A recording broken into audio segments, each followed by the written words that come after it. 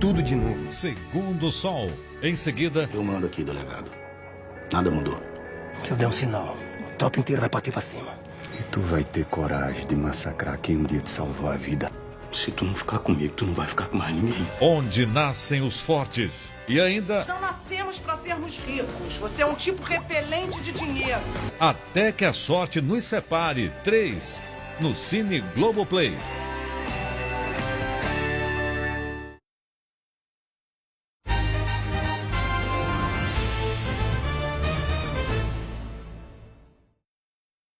O ministro do Trabalho, Elton Iomura, do PTB, pediu demissão. Ele começou como alvo de uma operação da Polícia Federal, afastado do cargo pelo ministro do Supremo, Edson Fachin. A Polícia Federal buscou documentos e provas no gabinete de Elton do Ministério do Trabalho.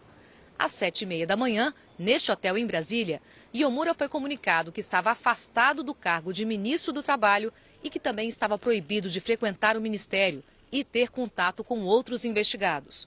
Os agentes também fizeram buscas no hotel e em outro endereço dele, no Rio. Iomura foi à Polícia Federal em Brasília ainda pela manhã para prestar depoimento, mas ficou calado. Investigadores confirmaram que ele também se recusou a entregar as senhas de 2 celulares apreendidos, o pessoal e o... É a ponta mais recente de um loteamento político do PTB. O PTB comanda o Ministério do Trabalho desde 2016. De Roberto Jefferson, deputado e presidente nacional do partido. Jefferson tentou, sem sucesso, emplacar a filha Cristiane Brasil como ministra. Teve que retirar a indicação porque ela foi condenada em ações trabalhistas e o caso virou uma briga judicial que foi parar no Supremo. Elton Iomura foi a solução.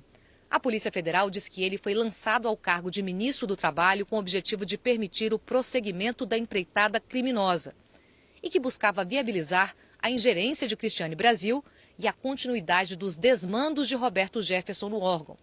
Ao que tudo indica, não passa de um testa de ferro dos caciques do PTB, de acordo com a investigação. Os deputados do partido, Wilson Filho e Jovair Arantes, também exercem influência política no ministério. O sobrinho de Jovair, Leonardo Arantes, chegou a ser o número 2 na hierarquia do ministério. Todos são investigados na Operação Registro Espúrio. Leonardo foi preso e exonerado do cargo em junho. Hoje o ministro foi afastado e o chefe de gabinete dele, Júlio de Souza Bernardes, foi preso. Os cargos de comando do ministério estão vazios. A terceira fase da operação também cumpriu mandados na Câmara.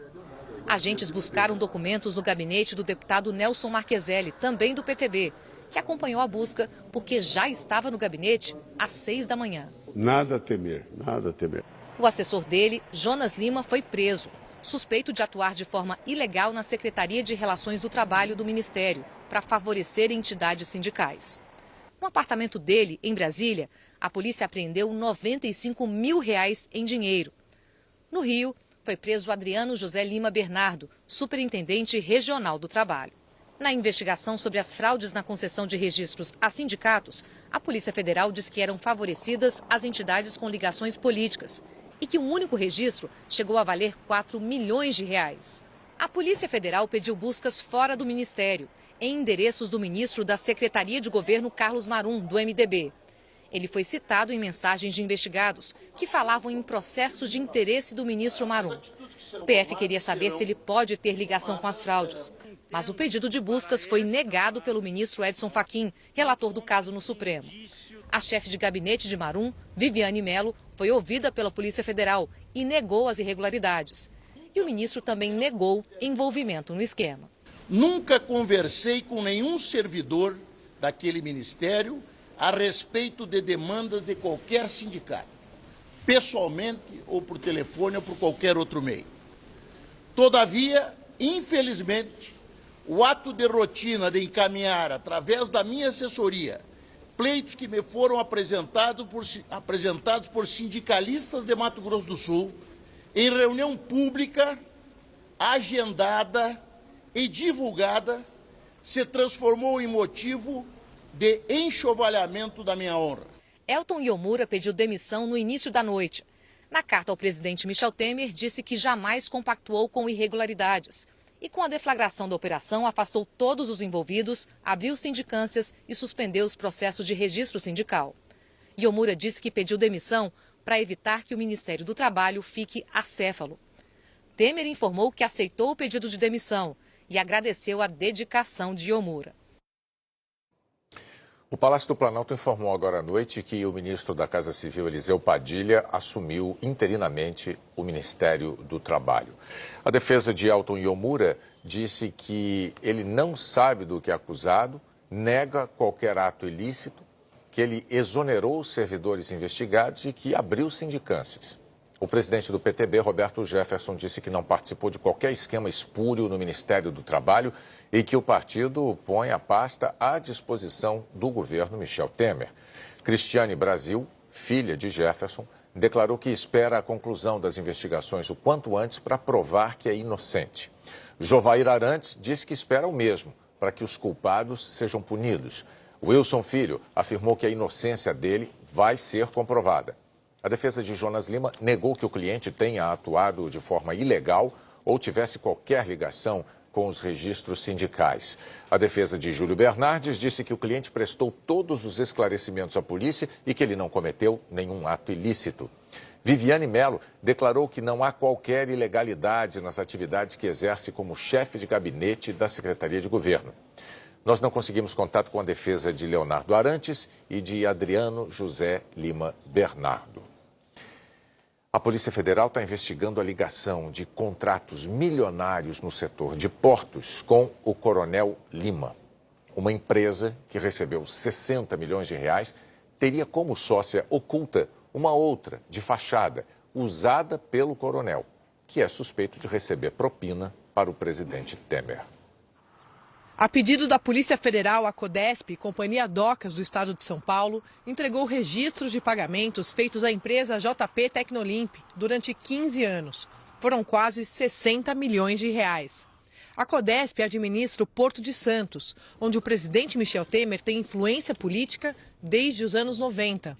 A JP Tecnolimp atua em serviços de limpeza e teria como sócia oculta a Elilan do Brasil, apontada pela Polícia Federal como empresa de fachada usada pelo coronel João Batista Lima Filho, amigo de Temer, para receber recursos indevidos de empresas do setor portuário. Lima é apontado na delação da JBS como intermediário de R$1 milhão de propina para o presidente. Ele também é dono da Argeplan e foi preso em março e depois solto. Agora, a PF mira também o contrato da JP Tecnolimp com a Codesp. Os investigadores encontraram possíveis minutas de contrato que indicam que a empresa Elilan do Brasil teria uma participação de 37,5% na JP Tecnolimp. A PF diz que a Elilan é aparentemente gestada pelos sócios da Argeplan, que, por sua vez, tem como sócia uma empresa offshore no Paraguai, a Elilan S.A., havendo dezenas de documentos que indicam a tentativa de inserção da Argeplan, de forma dissimulada para escoar parte dos recursos decorrentes deste contrato da JP Tecnolimp com a Codesp. O contador da Argeplan, Almir Martins Ferreira, foi questionado no inquérito sobre as minutas, porque ele seria gerente delegado da Elilan do Brasil. Ele disse não ter conhecimento, mas esclareceu que a Elilan tinha contratos, por exemplo, com a Rodrimar, outra empresa investigada no inquérito dos portos. O contrato milionário entre a Codesp e a JP Tecnolimp foi um dos argumentos do delegado Kleiber Malta Lopes para pedir mais 60 dias para a investigação. Na semana passada, o ministro Luiz Roberto Barroso, relator do inquérito, autorizou a PF a manter a apuração em andamento até uma decisão sobre o pedido de prorrogação. O Palácio do Planalto declarou que é incoerente a afirmação de que o presidente Temer tenha mantido influência no Porto de Santos, mesmo quando foi oposição ao governo federal e desconhecia todos os responsáveis pela administração da Codesp. A Codesp afirmou que não pode opinar porque não foi notificada do teor das investigações. A defesa do Coronel Lima e da Argeplan negou todas as acusações e disse que ele não cometeu ou participou de qualquer fato ilícito ou irregularidades. A JP Tecnolimp nega ter envolvimento com pagamentos de vantagens indevidas a qualquer pessoa ou empresa e que não tem nenhum vínculo, diz ela, com a empresa Elilan do Brasil. A Elilândia do Brasil declarou que é, sim, sócia da JP Tecnolimp e que não tem ligação legal com o Coronel Lima e a Argeplan. A Rodrimar declarou que não foi beneficiada pelo decreto dos portos e que nunca atuou para receber privilégio do poder público. Nós não conseguimos contato com a defesa de Almir Martins Ferreira. A Prefeitura de Manaus confirmou a morte de um bebê de 7 meses por sarampo. A primeira, desde que os casos começaram a ser notificados em março. Quase 300 pessoas tiveram sarampo na cidade. Meu nome é Josélia, moro em Silveirânia, Minas Gerais. E o Brasil que eu quero para o futuro é que cenas como essa não se repitam mais. Aqui temos esgoto a céu aberto, não temos água encanada e nem ruas pavimentadas. Isso aqui, minha gente, é o retrato do descaso e da incompetência do poder público. Meu nome é Paulo Pereira, sou da cidade de Palmeiras, no estado do Piauí. E o Brasil que eu quero para o futuro é um Brasil onde os governantes têm a responsabilidade e consciência do uso do dinheiro público. E que o dinheiro público não seja jogado no mato com obras que são iniciadas e não são concluídas. É Johnny Elton, eu falo aqui do município de Santa Fé do Araguaia, no Tocantins. E o Brasil que eu quero é um Brasil onde a gente não precise sair da rodovia e vir para o acostamento para poder passar pelas estradas, porque na rodovia mesmo só tem buraco. Meu nome é Daniel Gonçalves, eu sou aqui da cidade de Itacaré, Bahia, e neste momento eu estou aqui no bairro de Taboquinhas, uma das áreas mais importantes aqui da cidade. O Brasil que eu quero para meu futuro é um país de moradias dignas, de igualdade para todos, de mobilidade urbana, saúde, segurança.